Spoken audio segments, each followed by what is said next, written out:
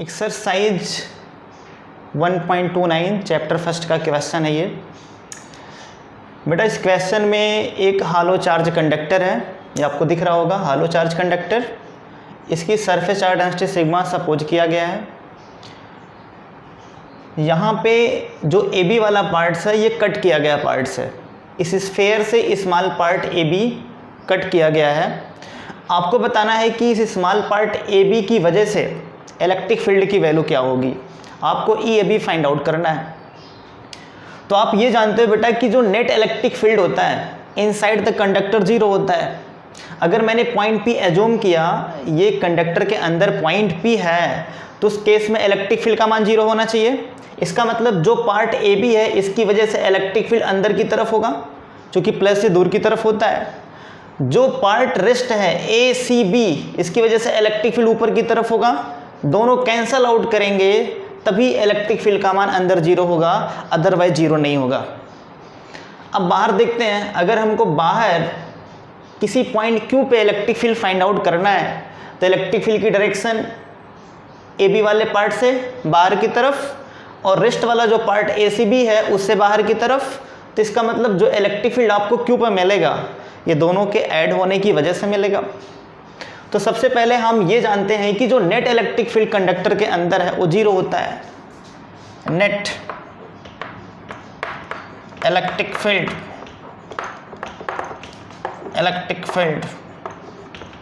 Inside the conductor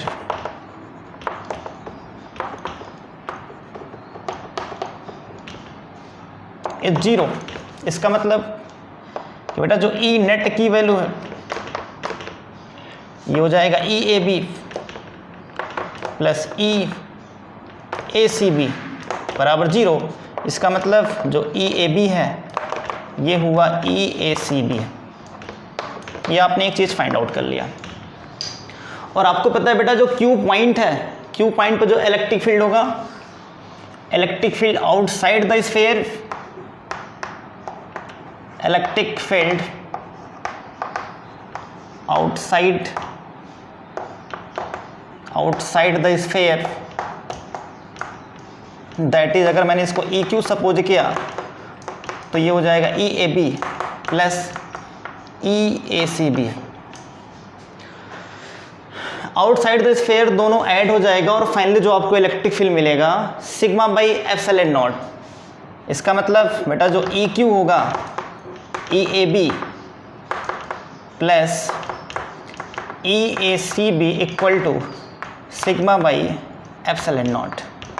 बाहर electric field दोनों part की वजह से सिग्मा बाई एप्सिलॉन नॉट होगा। अभी आपने क्या देखा, ई ए बी की value E A C B के बराबर होता है। देन यहाँ से हम क्या पुट कर सकते हैं, फ्रॉम इक्वेशन नंबर फर्स्ट यहाँ से मैं लिख सकता हूँ E A B plus E A B equal to sigma by 2 epsilon not और यहाँ से हो जाएगा 2 E A B equal to sigma by epsilon not. तो आपको मिलेगा ई ए बी की value sigma by 2 epsilon not. This is proved. यही आपको प्रूव करना था। ठीक है बेटा, बहुत ही कंसेप्चुअल क्वेश्चन है ये एनसीईआरटी का चैप्टर फर्स्ट एक्सरसाइज 1.33 क्वेश्चन है।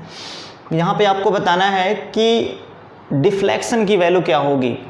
क्वेश्चन में इस तरीके से गिवन है, एक पॉजिटिव प्लेट एक नेगेटिव प्लेट है, इलेक्ट्रिक फील्ड की डायरेक्शन वर्टिकली डाउनवर्ड डायरेक्शन में है, एक negative charge particle electric field में एंटर करता है, तो उस केस में डिफ्लेक्शन की वैल्यू क्या होगी ये आपको फाइंड आउट करना है।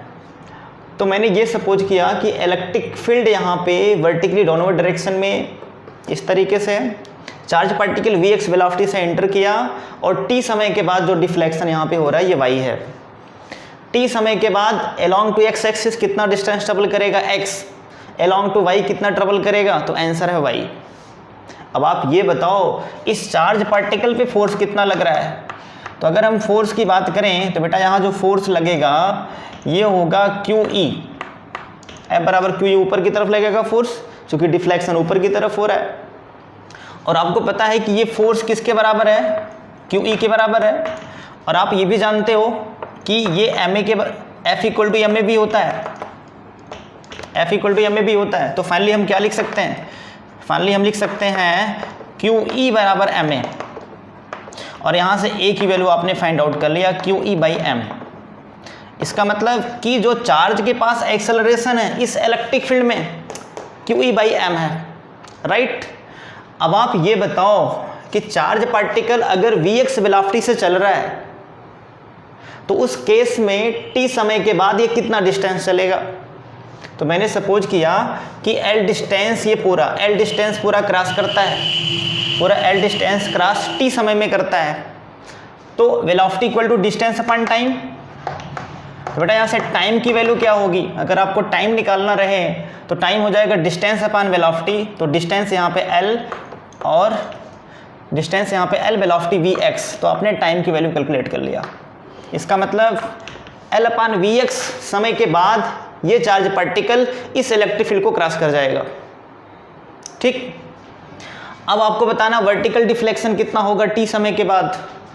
तो आपको पता है कि y बराबर होता है बेटा ut plus half at square, जो कि पार्टिकल अलोंग y एक्सिस में चल रहा है। तो अलोंग वर्टिकल इक्वेशन क्या होगा, अगर मैंने ये y सपोज किया ये 0 हो जाएगा और प्लस हाफ at स्क्वायर होगा। अब आपको a और t की वैल्यू यहाँ पुट कर देना है।